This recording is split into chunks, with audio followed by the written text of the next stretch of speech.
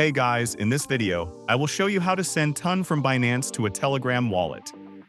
Alright, so let's begin with the video.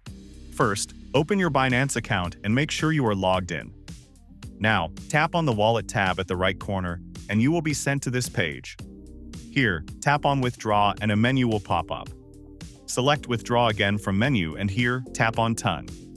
If ton is not visible in the balance section, you can search for ton here and then tap on it. And then tap on Send by Crypto Network. Here we need to obtain the ton address from our Telegram wallet. So open Telegram app on your mobile device. Now, tap on Settings icon at the bottom and your Telegram account settings will open up.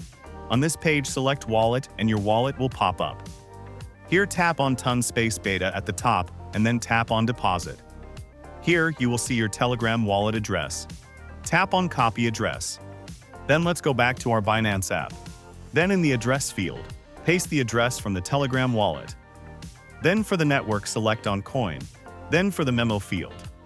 Since the ton address in our Telegram wallet doesn't have a memo, skip this field.